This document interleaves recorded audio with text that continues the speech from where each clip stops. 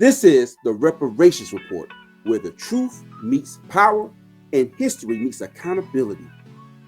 This is your host, Chris Lee, and I am here with Kay Snyder, the author of Reparations 101, America Racial Economic Divide.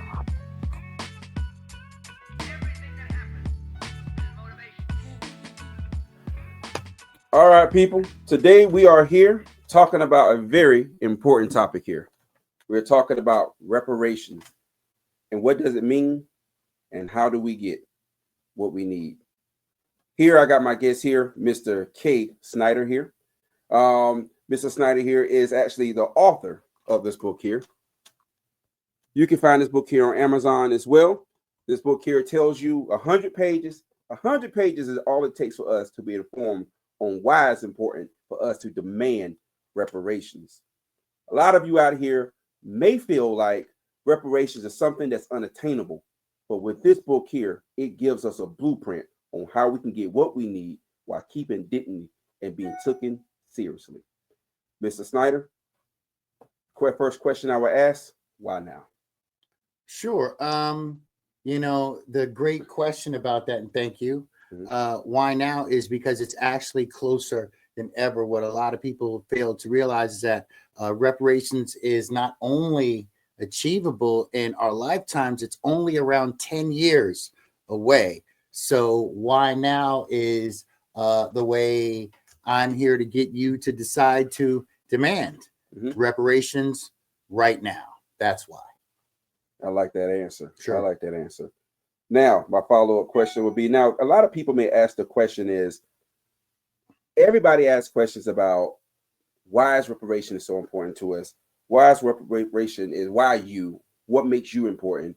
Why are you the speaker of this? So the question is, who are you to this movement and why is it so precious to you? Well, who I am is a experienced writer. I've been around since the 90s. I wrote a lot of the shows you're familiar with, maybe Fresh Prince of Bel-Air. You probably heard of that. Classic. Jamie Foxx show. You probably heard of that. So I had a successful career writing in television and film. And when I saw Gavin Newsom announce his Blue Ribbon Task Force of commissioners for the reparations issue in California, I knew that they would produce a overblown encyclopedia style document that no one would ultimately read. No. So what I did was I put together Reparations 101 to give the common person access to the conversation. Like I was telling you before, I'm not a politician. I'm not a pastor. I'm not a professor. I'm a regular person. I'm a person who's in the line at the grocery store behind you. I'm the person who has to deal with all the same frustrations and challenges, frankly, being a Black American in a society that's frankly set up, designed for us to be the economic fodder for the entire operation. So what my little ditty does, what Reparations 101 does, is it allows everyone to have access to this conversation. I love that. I love that. Now, this is very accessible. Now, for those who want to find a way to get it, you say it's on Amazon, correct? Yes, it is. You can find it on Amazon.com. You can find it on Barnes & Noble. You can find it on many various platforms. But I always recommend Amazon because that's the one people know. So just go on Amazon.com, look up Reparations 101. It'll have a book cover that looks just like that, and you get it, and it'll come right away. And what you get for the price of only $29 or something like that is you get intellectual clarity. There you go. And moral conviction. And how much is that worth? Hey, it's worth priceless. How much is that worth, right? Priceless. There you think. Priceless. Now, this is not a handout, right? It's not a handout. It is inheritance. And I love how you put that. If you could explain to the people why the difference is, why this is not a handout. This is something that is owed to us. Okay, fantastic. That's a great question. I'm glad You ask because a lot of people don't really have their mind wraps around what reparations actually are. A brief definition of what reparations are. Reparations are payments made by a government or corporation to victims of historical wrongdoings. Historical wrongdoings being those crimes against humanity that are readily identifiable, i.e., Holocaust, i.e., genocide, i.e., transatlantic slave trade. Okay. Now, a lot of people become confused in the language, and they get thrown off by the term reparations. It may not make sense to them.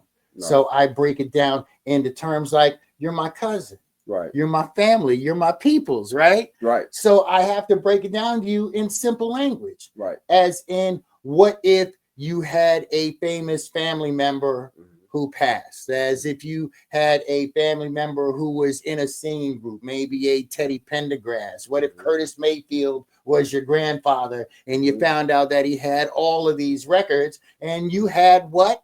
A inheritance. Right. How would you feel if you had an inheritance that you were owed? You'd want to get it, wouldn't you? In fact, you might even demand your inheritance. So what this little book here does is it allows you to read up on your what? Inheritance. That's right. So that you can decide to demand your inheritance. It's only called Reparations 101. It is not a handout. It is a demand. It's a demand. Now, this correlates with California, New York, Maryland, and Georgia. Now, what events that's taking place there correlates with this here that backs what you're saying? Oh, fantastic. There's a lot of quote unquote reparation studies that are in place around the country. There's one in California. New York has a reparations commission that are studying reparations. And what my book is here to do is it's here to democratize the process. Okay. So that it's not just 12 to 14 commissioners who sit behind closed doors and make decisions for us.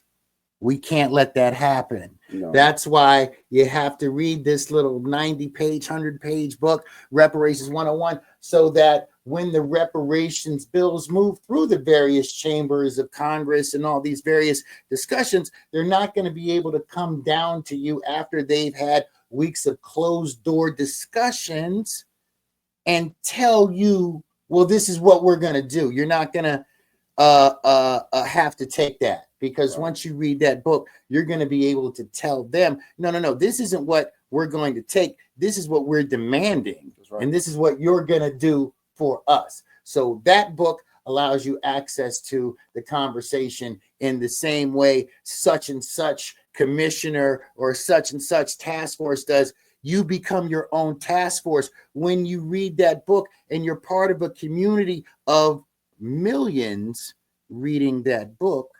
Then you outweigh quote unquote task force in quote unquote state, because you're part of a national coalition. You're part of a national movement that's not predicated upon individual loyalties and political connections. If you put 14 people around any table and try to come up with a dinner menu, how hard is that?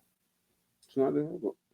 It's hard, isn't it? Yeah, everybody want to have their own individual take on. Imagine getting 14 people around a table just to make a Thanksgiving dinner menu. It's hard, isn't it? Everybody want to be the best. My potato salad. Everybody, right? So imagine that times $1 trillion. And what is going to happen when you put people around a table with their own set of agendas? You said it. I didn't. Right. Okay.